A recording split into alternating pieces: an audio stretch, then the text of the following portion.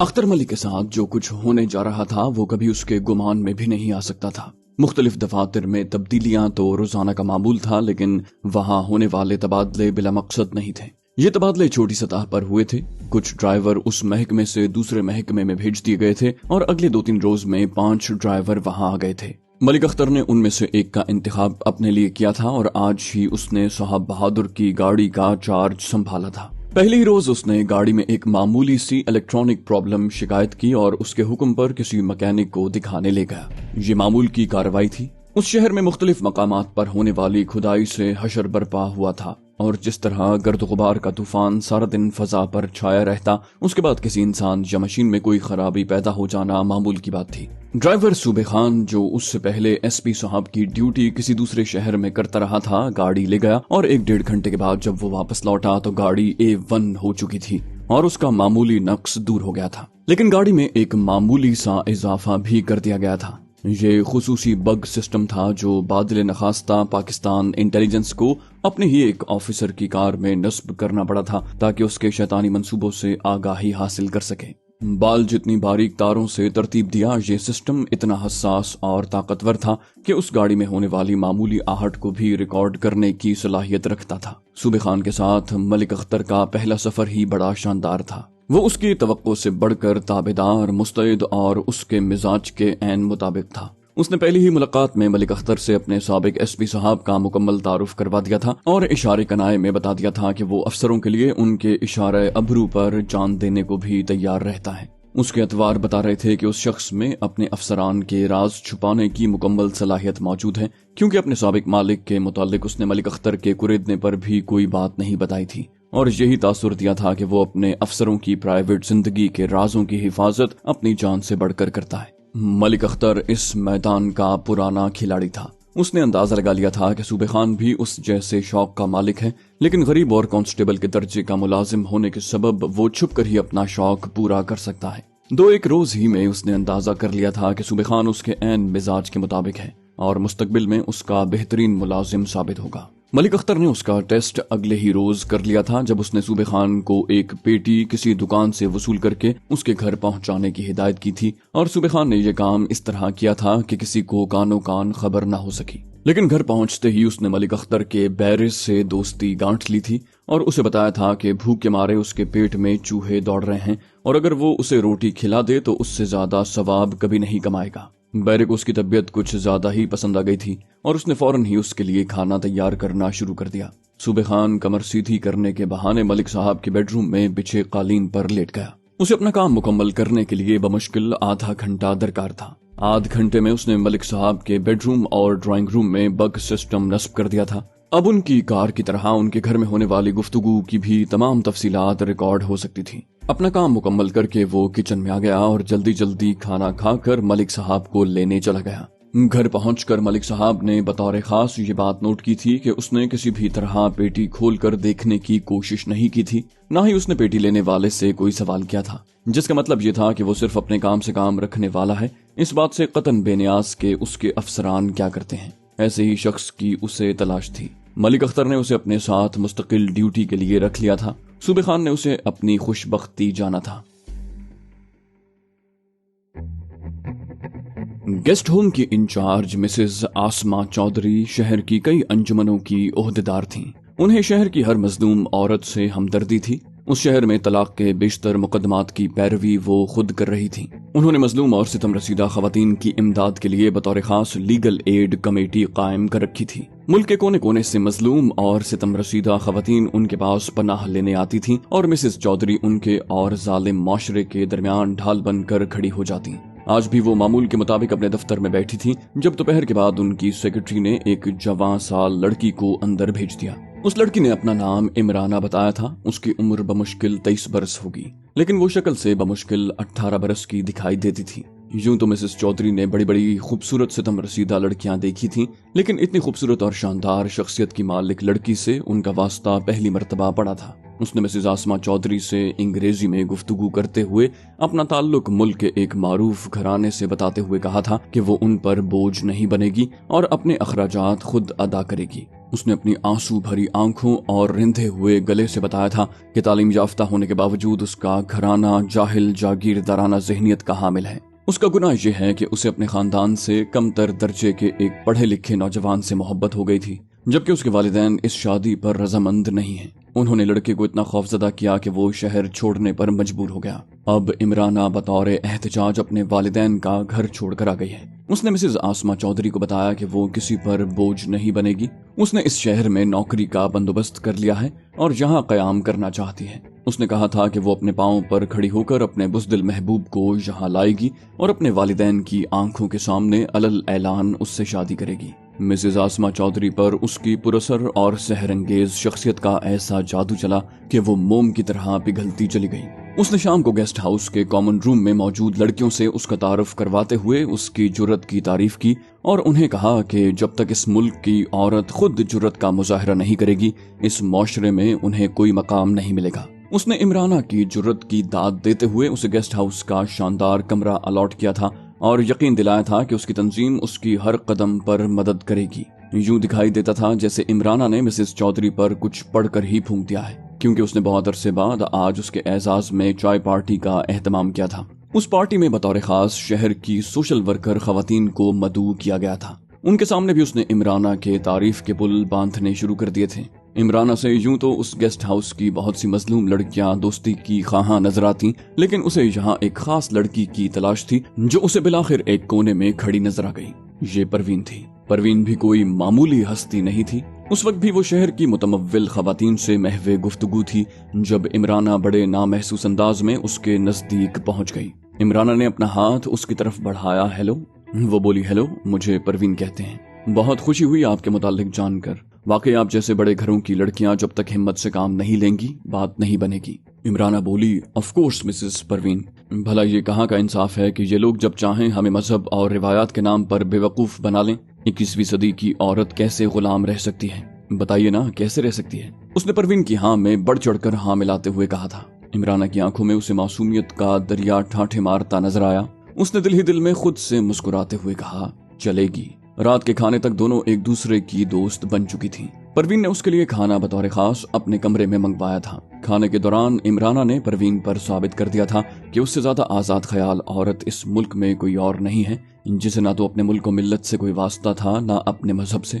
उसका कहना था कि ये जिंदगी जितने दिन की भी है उसे अपनी मर्जी से अपने नजरियात के मुताबिक ही गुजारनी चाहिए। परवीन को भी इस सारे लेडीज गेस्ट होम में पहली लड़की कुछ पसंद आई थी, वरना तो वो किसी को मुंह लगाना भी पसंद नहीं करती थी। एक तो वो यूं भी हफ्ते में 3-4 दिन वहाँ कयाम करती थी, फिर जितने दिन वो वहाँ रहती उमूमन अपने कमरे में बंद रहती। उसके मुतालिक मशहूर था कि किसी बड़े सरकारी अफसर से उसका मुआशका चल रहा है, जिसके साथ जल्द ही उसकी शादी होने वाली थी। यूं लगता था शायद इमराना वहाँ आई ही इसलिए है कि परवीन से दोस्ती कर ले। दोनों शहर से बाहर जब्बार के ही एक खुफिया ठिकाने पर आ गए। जब्बार से जब उसने एक जरूरी मसले पर बातचीत करने के लिए कहा था तो उसने एक मर्तबा तो हैरानी से उसकी तरफ देखा। साले कोई चक्कर तो नहीं दे रहा? जब्बार ने उसकी तरफ मुश्तबा नजरों से देखते हुए कहा था। आरिफ बोला, जब्बार भाई, हमने अपने सफर का आगाज एक साथ किया था। हमारी मंजिल अगर अलग अलग हो भी गई थी तो अब एक हो जानी चाहिए। हालात इंसान को बहुत कुछ सिखा देते हैं। मेरे ख्याल में बन्ने भाई के बाद परवेज भाई की मौत ऐसा वाकया नहीं जिसे आसानी से नजरअंदाज कर दिया जाए। हमें मिलकर ये सोचना होगा इससे पहले कि हम एक एक करके मारे जाएं। उसने बड़े संजीदा लहजे में कहा तो जब्बार ने चंद लम्हे सोचने के बाद हाँ कर दी, लेकिन ये भी कह दिया कि वो जगह का इंतखाब खुद करेगा। आरिफ ने जवाब दिया, मुझे कोई एतराज नहीं। अब दोनों एक ही गाड़ी में यहाँ तक आए थे। गाड़ी जब्बार खुद चला रहा था। उसने जानबूझकर ऐसा रास्ता इख्तियार किया था जो बिल्कुल वीरान था और शहर से काफी फासले पर वो एक फार्म पर आ गए थे। शायद उस लंबे रास्ते से इसलिए आया था कि किसी भी ताकुब को नोट कर सके। लेकिन उसे यकीन हो गया था कि आरिफ उसके खिलाफ कोई चक्कर नहीं चला रहा, बल्कि अपनी बका के पेश नजर शायद उसने कुछ और ही फैसला कर लिया है। वो बोला, हाँ आरिफ, अब बात करो भाई, बुरा मत मानना। इन हालात में जबकि हमारे गुरु परवेज भाई को इस तरह साजिश से मरवा दिया गया है, हम किसी पर आंखें बंद करके एतबार नहीं कर सकते। जब्बार भाई ने एक चारपाई पर बैठते हुए कहा था। ये फार्म शायद उसके किसी साथी का था या फिर उसका, क्योंकि उसका इस्तकबाल मालिक की तरह ही किया गया था। आरिफ बोला, मुझे इल्म है इसमें किसी का कसूर नहीं। जब्बार भाई, हमने एक अजीम इनकलाब के लिए उस तंजीम में शमूलियत इख्तियार की थी। कम से कम मैं ये बात कह सकता हूँ कि मैंने बाबा साहब के पसीने की जगह अपना खून बहाया है। मुझे उनकी डिक्टेटरशिप पर एतराज नहीं। अगर वो ये समझते हैं कि हम में से किसी का वजूद तंजीम की बका के लिए नुकसानदेह है, तो उन्हें ये हक हासिल है कि उसे खत्म करवा दें। लेकिन ये फैसला उनका जाती फैसला हो तो मैं तो ये नहीं चाहूंगा कि हमारी किस्मतों के फैसले अब खवातीन को सौंप दिए जाएं। आरिफ का तीर ऐन निशाने पर लगा। उसके आखिरी फिक्रे का जब्बार के चेहरे पर शदीद रद्द अमल दिखाई दे रहा था। उसके आसाब अचानक तन गए और चेहरे का रंग बदलने लगा। वो बोला, आरिफ, जो बात आज तुम्हारे दिमाग में समाई है उसका एहसास परवेज भाई को बहुत पहले हो गया था। ये साली इंटेलिजेंस की एजेंट है। इसके फोन में गैजेट किसी और ने नहीं, इसने खुद फिट किया था। भला किसी की जरूरत है कि उसके फोन को हाथ लगा सके और उसके उकसाने पर परवेज भाई के कत्ल की इजाजत भी दे दी। तुम जानते हो उस साले मिनिस्टर की हिम्मत थी कि उनकी तरफ टेढ़ी आंख से भी देखता। बाबा साहब की इजाजत और हुक्म से ये सब कुछ हो रहा है। मुझे तो अब बन्ने भाई के कत्ल के पीछे भी बाबा साहब ही नजर आ रहे हैं। जब्बार ने बमुश्किल अपनी जबान पर कंट्रोल पाया था। यूं लगता था जैसे उसके अंदर उबलते लावे को अचानक ही आरिफ ने इखराज की राह दिखा दी। उसे जब्बार की उस कमजोरी का भी इल्म था कि वो परवेज भाई का साला भी है। कुछ भी हो, परवेज उसका बहनोई था। उसकी बहन परवेज के कत्ल से बेवा हुई थी। आरिफ बोला, देखो जब्बार भाई, कहने को तो बहुत सी बातें हैं, लेकिन मेरे ख्याल से बातें करने का वक्त गुजर चुका है और अब अमल का वक्त आ गया है। जिस तरह तंजीम का एक साजिश के तहत बेड़ा गर्क किया जा रहा है और जिस तरह इंटेलिजेंस के लोग हमारी सफों में घुस आए हैं, उस तरफ शायद बाबा साहब का ध्यान ही नहीं जाता। वो अपनी ही लगन में मस्त है। किसी वर्कर के मशवरे को अहमियत नहीं दी जाती और हर फैसले के पीछे उस रुखसाना का जहन कारफरमा होता है। अब हमें खुद सोचना होगा, वरना याद रखना ये लोग तो बच जाएंगे, क्योंकि ये सरकार के वादा माफ गवाह बनकर हमारे खिलाफ भारतीय कैंपों में तरबियत हासिल करने के सबूत पेश करके हमें सारी जिंदगी के लिए फौजी उकूबत खानों में फेंकवा देंगे। आरिफ बड़ी होशियारी से आहिस्ता आहिस्ता आगे बढ़ रहा था।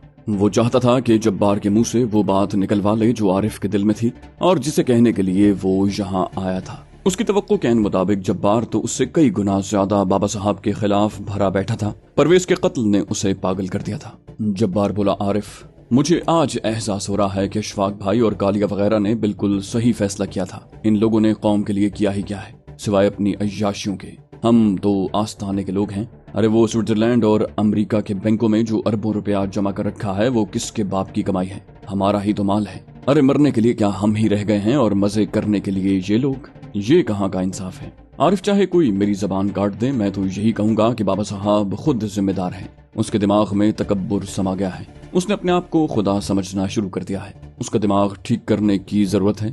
वही हमारी तबाही की जड़ है। हमें इस जड़ को उखाड़ फेंकना होगा, वरना याद रखना एक एक करके हम सब मारे जाएंगे।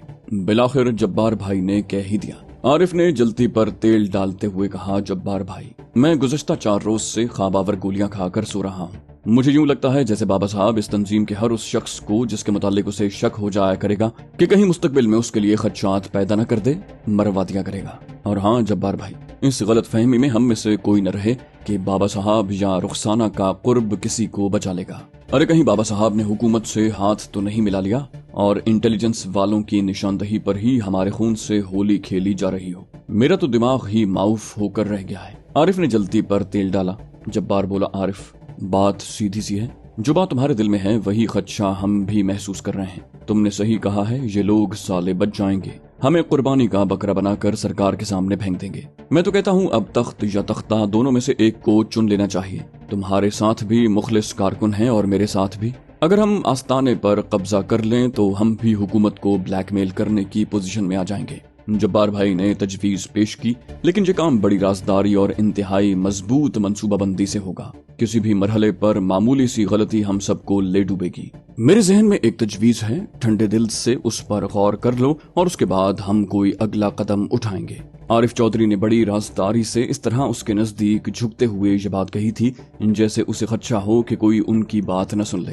हालांकि दूर दूर तक कोई जी नफ्स मौजूद नहीं था। जब्बार भाई उससे ज्यादा बेचैन दिखाई दे रहा था। बोला, कहो कहो क्या तजवीज है, मैं हर तरह से हाजिर हूँ। आरिफ बोला, देखो जब्बार भाई, हम में से किसी का सरकारी एजेंसी के साथ कोई राब्ता तो है नहीं। हमें तो जो काम करना है खुद ही करना है। परवेज भाई की वजह से अगर तुम समझते हो कि भारतीय काउंसलेट से कोई मदद लोगे तो तुम्हारी खाम ख्याली होगी, क्योंकि ये लोग मर्दों से दोस्ती नहीं रखा करते। परवेज भाई जब तक जिंदा था उनका था, मर गया तो उनसे ताल्लुक खत्म हो गया। यूं भी उन लोगों को भनक लग गई कि बाबा साहब के खिलाफ आस्ताने में कोई साजिश चल रही है तो फौरन उसे होशियार कर देंगे, क्योंकि इस वक्त वही उनका सबसे मजबूत साथी है। बाबा साहब के लिए हमें तंजीम के अंदर ही से लोग तलाश करने होंगे और काम भी इसी तरह करना होगा कि किसी को कानो कान खबर ना हो। खास तौर पर भारतीयों को तो उसकी हवा भी नहीं लगनी चाहिए, उसने राजदारी से कहा। जब्बार भाई ने अपनी दानिश में बड़ा आसान हल निकाल लिया। बोला, तंजीम के अंदर तो फिर हम खुद ही हैं, मार देते हैं साले को आज ही।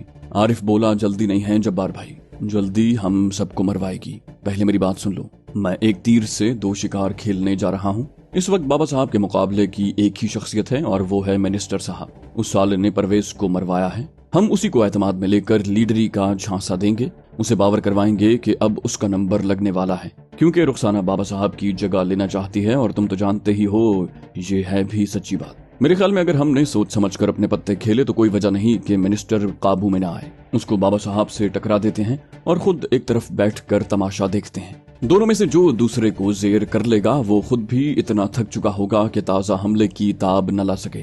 रुखसाना को फिलहाल मिनिस्टर के पीछे मैं लगा दूंगा और मिनिस्टर को बाबा साहब के पीछे। जो इनमें से बचेगा वो हमारा शिकार होगा। आरिफ की बात के खात्मे पर जब्बार भाई ने जोरदार कहका लगाया। बोला, अरे वाह आरिफ मियाँ, तुम तो साले बड़े काम के आदमी हो, बड़ा दिमाग है रे तेरा। हमारे तो आसान ही खता हो रहे थे, काश परवेज भाई ने तुझे अपने साथ लगा लिया होता। जब्बार ने उसके लिए नाराए तहसीन बुलंद किया। आरिफ ने पूछा, कल से आगाज कर दें इस काम का? वो बोला, अरे आज से ही, बल्कि अभी से, लेकिन एक लफड़ा है। आरिफ ने पूछा, वो क्या? जब्बार भाई ने अपना इंदिया जाहिर किया। बोला, ये साला मिनिस्टर मेरी बात का एतबार नहीं करेगा, यही समझेगा कि मैं कोई चाल चलने वाला हूँ। आरिफ बोला, ये काम तुम मुझ पर छोड़ दो, मुझे तुम्हारी इजाजत चाहिए थी। मैं तुम्हारी तरफ से उसे सुलह का पैगाम देता हूँ और किसी तरह तुम्हें इकट्ठे कर देता हूँ, वहीं उसके सामने ये तुर्प चाल चल देना। इस दरमियान बाबा साहब की तरफ से उसकी ठुकाई भी करवा दूंगा। जब लोहा गर्म होगा तभी तो सही चोट पड़ेगी। आरिफ ने उसकी तरफ देखकर आंख दबाई। जब्बार बोला, अरे वाह आरिफ, मजा आ जाएगा, आओ तुम्हारी हमारी फतह का जाम तजवीज करें। जब्बार ने उसका बाजू पकड़कर उसे अपनी तरफ खींचा और गले लगा लिया। उसे अपने साथ लेकर वो एक कमरे में आया था जहां वो सब कुछ मौजूद था जिसकी तवक्को जब्बार से की जा सकती थी। वहीं दोनों ने जामे फतह नोश किया और वापस शहर लौट आए।